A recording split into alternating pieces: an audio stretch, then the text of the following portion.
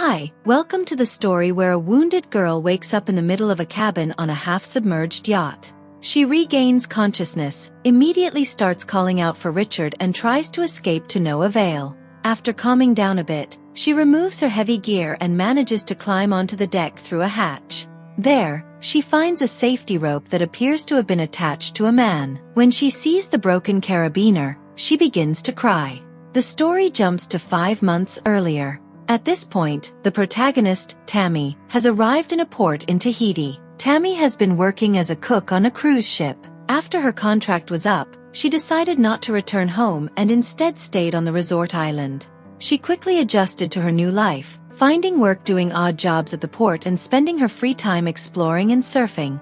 One day, while working on the dock, Tammy meets Richard, the captain of a small yacht that has just arrived in port. The two are instantly drawn to each other and agree to meet the next day for dinner. During their conversation, it becomes clear that they are kindred spirits. Both love traveling and sailing and are not interested in a traditional, settled lifestyle. On their next date, Tammy and Richard go sailing. During the trip, Tammy demonstrates her impressive sailing skills. The story then flashes back to the present. Tammy is adrift on a damaged yacht in the middle of the Pacific Ocean. Using binoculars, she scans the horizon, hoping to locate Richard. She then tries to radio a distress signal, but to no avail. Desperate and exhausted, Tammy collapses on the deck and begins to cry. The film takes us back to the past, showing the romantic bond that develops between the two characters. During this time, they spend all their time together, taking long walks and enjoying a happy, carefree life. After waking up from these pleasant memories, Tammy picks up her binoculars again. This time, she spots a lifeboat on the horizon. Rejuvenated, Tammy tries to sail closer to the lifeboat. However, the yacht is badly damaged, and the broken mast prevents it from steering properly. Tammy decides to cut the rope holding the mast, which frees the yacht but also causes it to lose its mainsail. Nevertheless, she plugs the leak with reinforced tape, pumps the water out of the cabin, and erects a small mast on the bow of the yacht. After these efforts, the yacht is now somewhat seaworthy. Upon reaching the lifeboat, Tammy ties a rope around herself and dives into the water without hesitation. As she approaches, she finds Richard. He is alive but too badly injured to swim. With great difficulty, she manages to pull him into the yacht and hoist him onto the deck using the rope. The story shifts back to the past.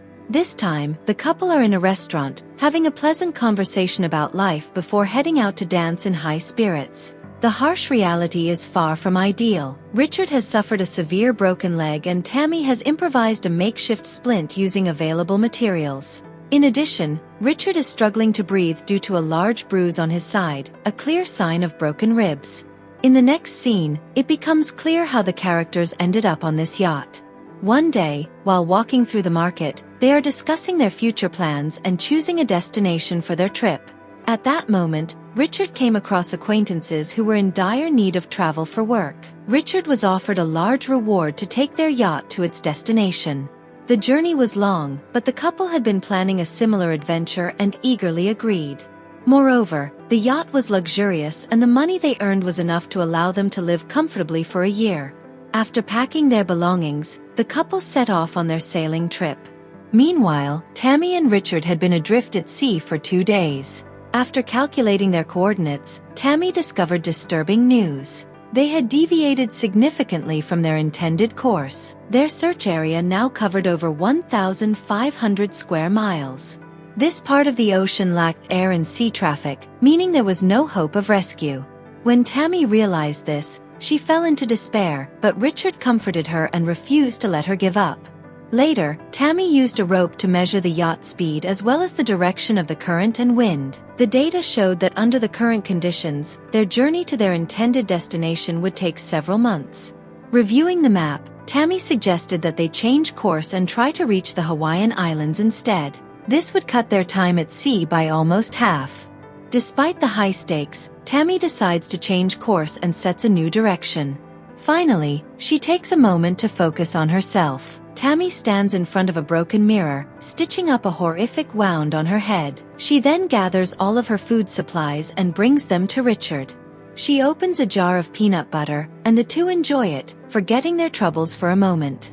On the 5th day, Tammy checks the yacht's course and realizes that the yacht has drifted slightly off course. She believes this is due to her poor judgment, as she has no previous experience in navigation.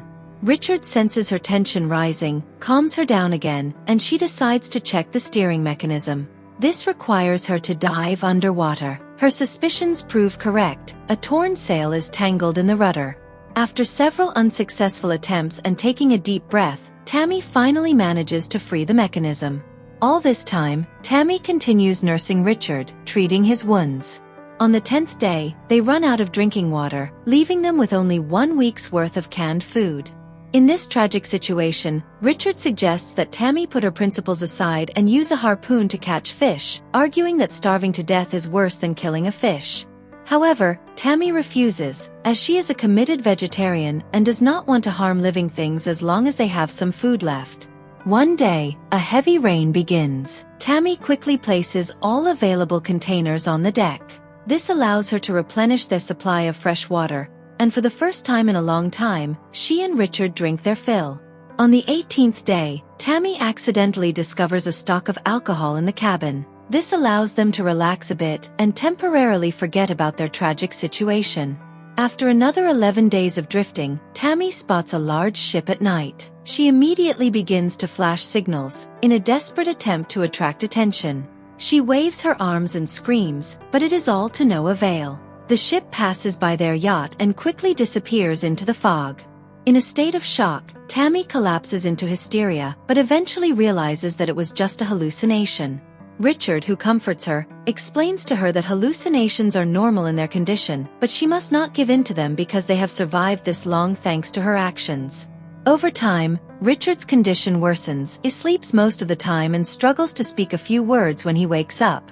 Despite this, Tammy continues to care for him and tries not to lose hope, knowing that they are still together. The film flashes back to the past once again. In this scene, Richard confesses his love to Tammy and proposes to her. The happy young woman happily agrees, but their happiness is short-lived.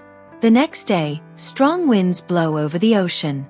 Using the radio, the couple learns that a storm is approaching. They try to change course, but unfortunately, it is already too late. The storm quickly intensifies and quickly overtakes the yacht. The couple takes every precaution possible, but it is not enough. The giant waves toss the yacht like a toy ship and it quickly capsizes. After Richard sends Tammy to the cabin for safety, he remains at the helm until the last moment, causing her to be thrown overboard. When Tammy regains consciousness this time, she begins to cry, addresses Richard, and utters the words that she is finally ready to let him go. The audience is then shown what really happened. Richard was never on the lifeboat. At a critical moment, Tammy's mind conjures up his presence to help her deal with seemingly insurmountable challenges.